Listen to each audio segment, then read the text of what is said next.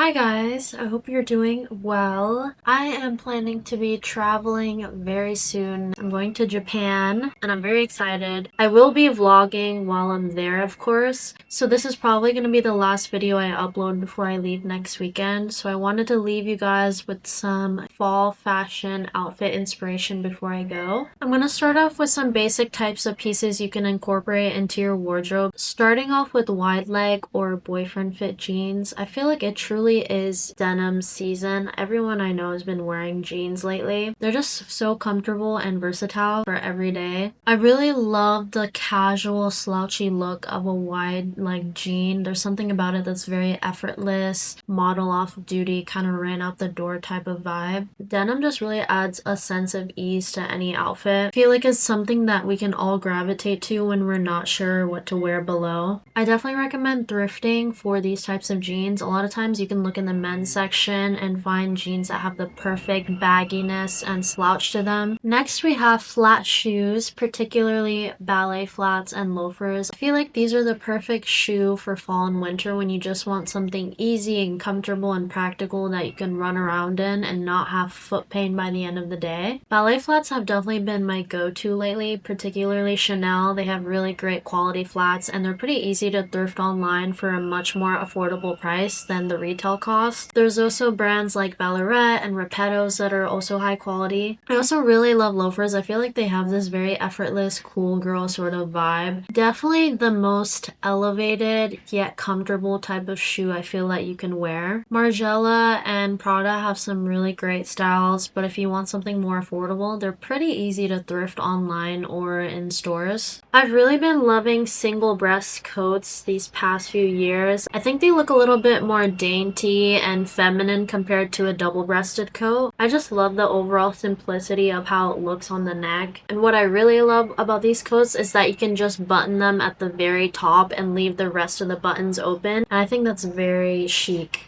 Double-breasted coats in comparison I feel like look a lot more classic, very business corporate-y. So definitely a different vibe than single breast coats, to me at least. I'm super into military style jackets right now. I think they're super fashion forward, super chic, absolutely gorgeous, fully buttoned up. There's something very elevated and almost avant-garde about it. Feels like you're wearing a piece of fashion history even if it's a modern coat. I definitely want to thrift maybe one or two more of these types of jackets, especially an Alexander McQueen one, which I talked about in my last video, and I think it's going to be really hard to source this for an affordable price, but it's on my wish list. Next, I have to talk about turtlenecks and funnel neck coats or jackets. I'm obsessed with this type of silhouette. It's very practical because it's very warm around your neck. You don't need to wear a scarf because it's like a built-in scarf, but I've always been such a huge fan of turtlenecks. I think they're very timeless, very easy, very chic, elevated. It's a perfect staple piece that you can keep in your wardrobe throughout your entire life. It instantly elevates any outfit. Jacket and coat wise, I think this silhouette looks really chic. There's something a little bit mysterious about having a coat fully buttoned up